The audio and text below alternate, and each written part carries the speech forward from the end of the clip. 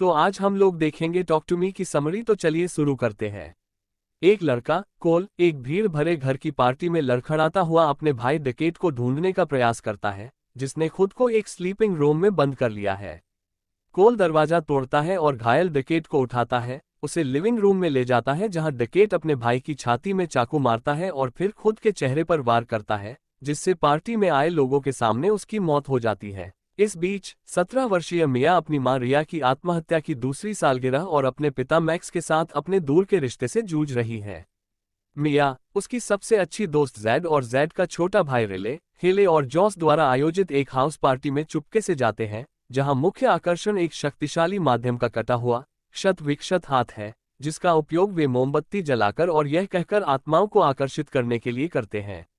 वाक्यांश, मुझसे बात करो, पूरी तरह से कब्जे के लिए, मैं तुम्हें अंदर आने देता हूं, कहने से पहले और 90 सेकंड बीत जाने पर मोमबत्ती को फूंक मारकर बुझा दें।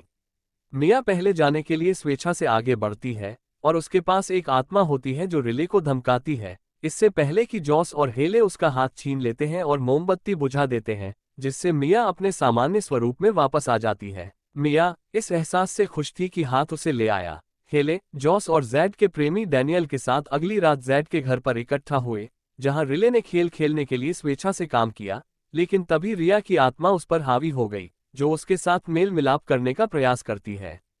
मिया, समय सीमा पार हो गई है और रिले के शरीर पर आत्माओं ने कब्जा कर लिया है। बार बार उसके चेहरे को मेज से टकराती है और उसे अस्पताल में भर्ती कराना पड़ता है। मिया, जो अब रिया के सपनों से ग्रस्त है, जैड और उसकी मां सू से दूर हो जाती है, जो उसे रिले की चोटों के लिए दोषी ठहराती है। डैनियल से सांत्वना पाने के लिए मिया उसे अपने पास सोने के लिए आमंत्रित करती है, लेकिन एक आत्मा के वश में होने के बाद वो उस पर हमला करती है, जिससे डैनियल चला जाता है और मिया को एहसास होता है कि आत्माएं उनका पीछा कर रही हैं। जैड के घर से गुप्त रूप से क्षत विक्षत हाथ लेने के बाद मिया इसका उपयोग रिया से संपर्क करने के लिए करती है, जो उसे बताती है कि उसकी मृत्यु पूरी तरह से आकस्मिक थी और उसे रिले की मदद करने की जरूरत है, जो अस्पताल में जैड पर हमला करने और हिंसक रूप से आत्महत्या करने के बाद भी स्पष्ट रूप से अभी भी उसके पास है, उसके सामने नुकसान करता है। मिया, जैड, डैनियल, हेले और जॉस कोल का पता लगाते हैं, जो बताता है कि जॉस ही वो व्यक्ति था जिसने डकेट को उसकी मौत के लिए हाथ दिया था, और रिले का शरीर अनिवार्य रूप से आत्माओं को बाहर निकाल देगा। मिया ने निष्कर्ष निकाला कि रिले को बचाने के लिए उन्हें मोमबत्ती बुझाकर अनुष्ठान पूरा करने की जरूरत है, जो वे पहली बार करने में विफल रहे, लेकिन वे केवल अस्पताल में एक छोटी लड़की की आत्मा से संपर्क करने में सक्षम है, जो मिया को एक सपना दिखाती है। रिले को अधर में लटकाकर प्रताड़ित किया जा रहा है। मिया घर लौटती है, जहां मैक्स को पता चलता है कि रिया की मौत आकस्मिक नहीं थी, और उसे एक सुसाइड नोट पड़ता है जो उसने खुद को दोष देने से रोकने के लिए उससे छिपाया था, जिसके कारण मिया अपने कमरे में चली गई, जहां रिया की आत्मा उसे बताती है कि मैक्स पहले झूठ बोल रहा है,